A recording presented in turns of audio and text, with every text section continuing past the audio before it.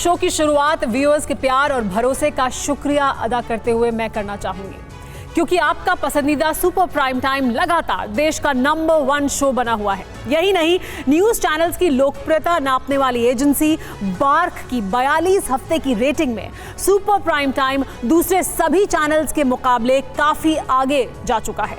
इस भरोसे के लिए आप सभी दर्शकों का एक बार फिर बहुत बहुत शुक्रिया। इस प्यार को आप यूं ही बनाकर रखें, हम आपकी उम्मीद पर हमेशा खरा उतरेंगे। और अब बात करते हैं सुपर प्राइम टाइम की कवर स्टोरी की। पुतिन का ऑपरेशन नवंबर। रूस के वॉरशिप मकारोव पर हमले के बाद पुतिन बदले का बेहद भयानक फैसला ले चुके हैं। इसकी पुष्टि सोवियत रूस के मशहूर नेता रहे निकिता क्रुश्चेव की परपोती ने की है और इसी को लेकर हम बड़ी जानकारी आपको देंगे। पूरा डिटेल प्लान 29 अक्टूबर को कैसे मकारोव पर हमला किया जाना है, उसका ब्लूप्रिंट क्या बनाया गया था, रणनीति क्या बनाई गई थी, वो सभी डिटेल्स। पीएमईजीपी योजना के तहत 10 लाख लोन लेकर क्या अपना खुद का बिजनेस शुरू करना चाहते हो? इसे लेने के सीक्रेट्स को जानना चाहते हो तो फ्रीडम ऐप को अभी डाउनलोड कीजिए। टीवी 9 भारतवर्ष के पास मौजूद हैं और वो हम आपको आज दिखाने वाले हैं। खास तौर पर हमने ग्राफिक्स के जरिए वॉर रूम बनाया है और यहाँ से हम आपको दिखाएंगे कैसे मकारोव पर हमला करने का प्लान बनाया गया।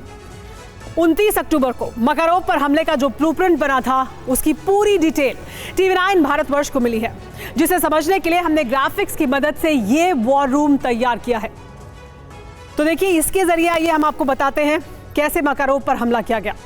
क्रीमिया के सेवेस्तोपोल हार्बर पर रूसी नेवी का ब्लैक सी फ्लीट तैनात किया गया। इस फ्लीट में फ्रीगेट वॉरशिप मकारोव, कई डिस्ट्रॉयर और एक एंटी माइन वॉरशिप तैनात किए गए। 29 अक्टूबर को अमेरिका का RQ-4 global hoc surveillance drone कई घंटों तक रूसी नेवल बेस की निगरानी करता रहा। RQ-4 global hoc surveillance drone से सटीक जानकारी मिलने के बाद यूक्रेन ने नेवल फ्लीट पर अटैक करने का प्लान एक्टिवेट कर दिया। अटैक प्लान 1 9 UAV यानी अनमैन्ड आर्म्ड व्हीकल भेजे गए। ये 20 वॉरमेट नाम के ड्रोन यूक्रेन को हमले से 2 दिन पहले ही दिए गए थे। रूस के डिफेंस फ्लीट ने सभी ड्रोन को ट्रेस किया और उसके बाद 9 के 9 ड्रोन पर हमला करके उन्हें मार गिराया। यानी यूक्रेन का अटैक प्लान 1 नाकाम हो गया। इसके साथ साथ यूक्रेन ने अटैक प्लान 2 भी एक्टिवेट कर दिया। यूक्रेन ने 7 USV यानी अनक्रूज सरफेस वेसल ब्लैक सी में भेज दिए। रिमोट कंट्रोल से चलने वाली 6 नाव ओडेसा और 1 नाव अनाज ले जा रहे यूक्रेन के शिप से लॉन्च की गई। रूस की सेना ने इन्हें डिटेक्ट किया। रूसी डिफेंस फ्लीट ने 4 USV पर हमला करके उन्हें ध्वस्त कर दिया। लेकिन दोहरे अटैक प्लान में उलझा रूस 3 USV को नाकाम नहीं कर पाया। IED से लदे ये 3 USV एक साथ फ्रिगेट वॉरशिप मकारोव से टकराए। एक बड़ा धमाका हुआ और मकारोव को बड़ा नुकसान पहुंचा। रूस का एक एंटी माइन वॉरशिप भी तहस नहस हो गया। यूक्रेन का ये प्लान तो कामयाब हो गया, लेकिन ये कामयाबी महाविनाशक साबित हो सकती है, क्योंकि अब रूस का प्रतिशोध एटमी हो गया है। पुतिन के बदले का प्लान देखिए हमारी वर्ल्ड एक्सक्लूसिव रिपोर्ट में। रूस के गौरवशाली अतीत को वर्तमान बनाने के लिए पुतिन ने युद्ध छेड़ा।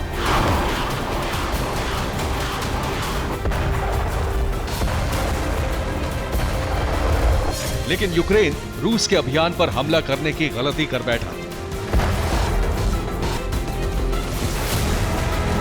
यूक्रेन का यह हमला रूस की शक्ति पर है, उस शक्ति पर जिसके जरिए रूस ने ब्लैक सी से मिसाइलें दाग दाग कर कीव से खार्किव तक आसमान का रंग ही काला कर दिया।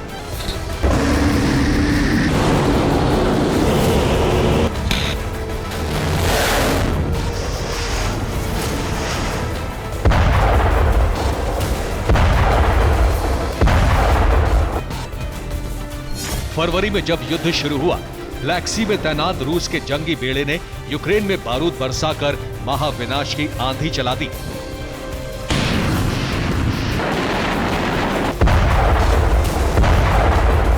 यूक्रेन की सीमाओं में रूस की आर्टिलरी और इन्फेंट्री तैनात है,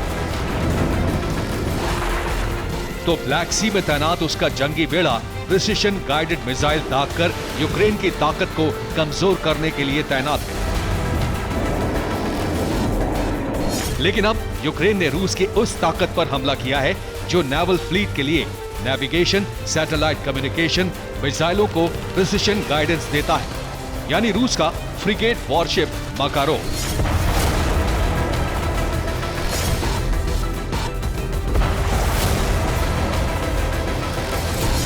पुतिन इस हमले का बदला लेने का महाविनाशक प्लान बना चुके हैं। इसका ट्रेलर कीव से लेकर खार्किव तक दिखाई देने लगा है।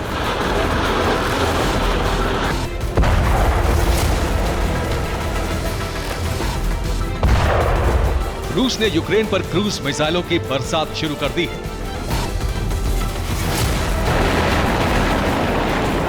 माकारोव पर हमले के बाद पुतिन की आक्रामकता बढ़ गई।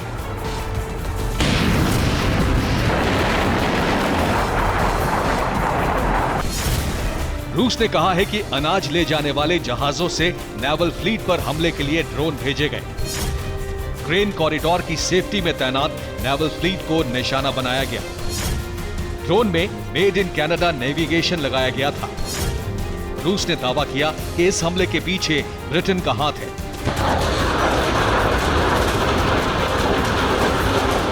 हमले के बाद रूस ने यूक्रेन पर ताबड़तोड़ मिसाइल हमले किए हैं। ये पुतिन के गुस्से का भयानक मंजर है,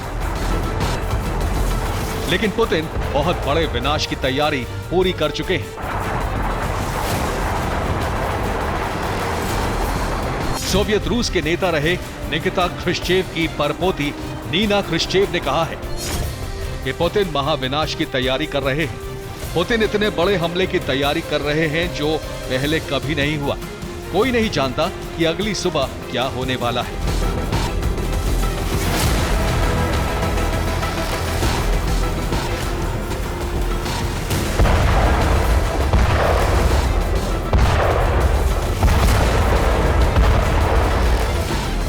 जिस विनाशक दिन की आशंका नीना ख्रुश्चेव ने जताई है, उसका ट्रिगर दबाने की तैयारी रूस कर चुका है।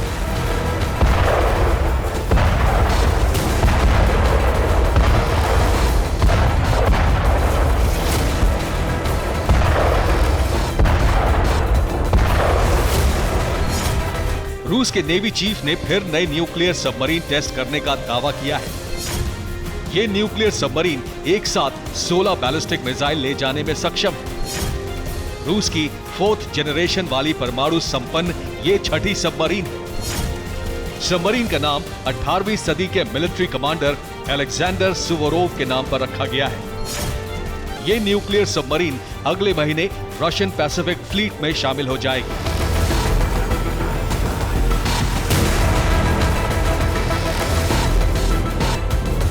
रूस पिछले महीने से अब तक अपने कई परमाणु हथियारों का टेस्ट कर चुका है।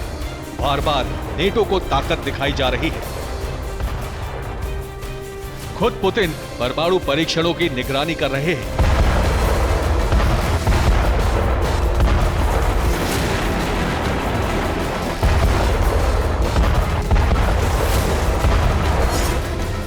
दरअसल पुतिन का धैर्य अब खत्म हो चुका है, क्योंकि अमेरिका और पश्चिम के कई देश एक साथ मिलकर यूक्रेन की मदद कर रहे हैं और रूस की घेरेबंदी कर रहे हैं। अब पुतिन युद्ध का खात्मा करने वाले अंतिम विकल्प पर अमल करने के लिए गंभीर हो चुके हैं।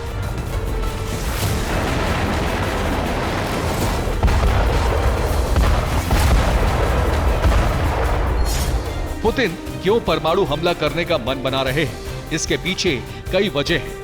सबसे पहली है फिनलैंड। फिनलैंड अपनी सीमा पर नेटो के परमाणु हथियार तैनात करने के लिए राजी हो गया है। फिनलैंड ने शर्त रखी है कि अगर उसकी नेटो सदस्यता को मंजूरी मिलती है तो वो नेटो के परमाणु ठिकाने रूस यूक्रेन बॉर्डर के नजदीक अपनी जमीन पर बनवाने के लिए तैयार है। हंगरी और तुर्की को फिनलैंड की नेटो सदस्यता को मंजूरी देनी है।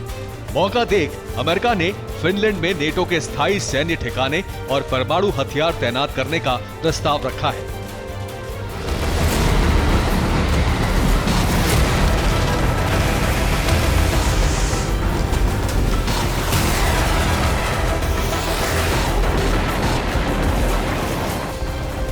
रूस ने नेटो का विस्तार रोकने के लिए ही यूक्रेन पर हमला किया था।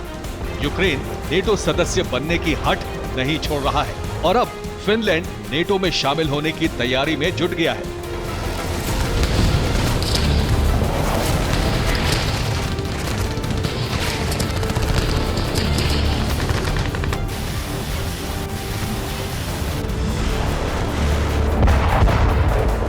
फिनलैंड नेटो में शामिल होता है तो ये रूस के लिए सीधा खतरा है। रूस की सीमाएं Ukraine, Belarus, Lithuania, Latvia, Estonia और फिनलैंड से मिलती हैं। यानी फिनलैंड और रूस के बीच कोई बफर जोन नहीं है, सीधे सीधे रूस का पड़ोसी देश है।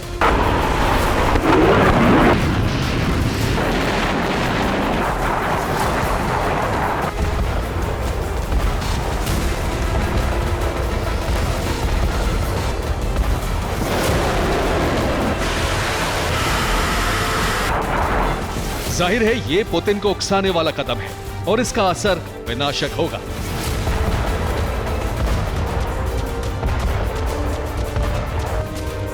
यूक्रेन युद्ध के बहाने अमेरिका यूरोप में अपनी मोर्चेबंदी मजबूत करने में जुट गया है।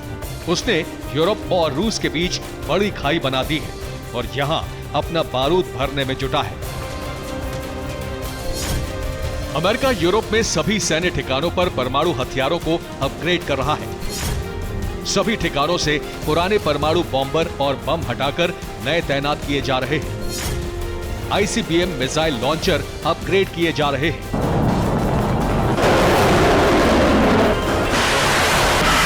रूस के आसपास अमेरिकी हथियारों का जमावड़ा पुतिन की चिंता बढ़ाने वाली वजह है और इस वर्चस्व को खत्म करने के लिए पुतिन न्यूक्लियर वेपन का इस्तेमाल करने का मन बना चुके हैं।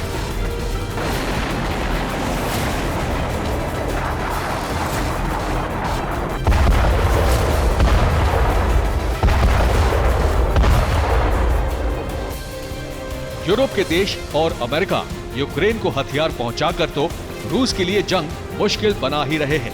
अब रूस के सामने यूरोपियन यूनियन ने भी बहुत बड़ी आर्थिक समस्या खड़ी करने का फैसला लिया है। यूरोपियन यूनियन के जस्टिस कमिश्नर डाइडियर रेंडर्स ने कहा है कि यूरोप में जब्त की गई रूस की संपत्ति से जुटाया धन यूक्रेन को दिया जा सकता है। 90 रशियन ओलिगार्क की संपत्ति यूरोप के कई देशों में जब्त की गई है। इस संपत्ति की कीमत 1700 करोड़ यूरो आकी गई है। ईयू ने कहा है कि वो 1700 करोड़ यूरो यूक्रेन को बतौर हर्जाना दे सकता है। इतनी संपत्ति से पूरे यूक्रेन को दोबारा खड़ा किया जा सकता है। यूक्रेन को लाभ पहुंचाने के इस दांव ने पुतिन को विचलित कर दिया है। यूरोप में बढ़ते अमेरिका के सैन्य ठिकाने, फिनलैंड बॉर्डर पर परमाणु बमों की तैनाती की आशंका और रूस की अर्जित संपत्ति से यूक्रेन को मजबूत बनाने वाले 3 दांव ऐसे हैं जिससे पुतिन परमाणु बटन दबाने के लिए मजबूर हो गए हैं। Bureau report, TV9 Bharatvarsh. PMEGP योजना के तहत 10 लाख लोन लेकर क्या अपना खुद का बिजनेस शुरू करना चाहते हो? इसे लेने के सीक्रेट्स को जानना चाहते हो? तो फ्रीडम ऐप को अभी डाउनलोड कीजिए।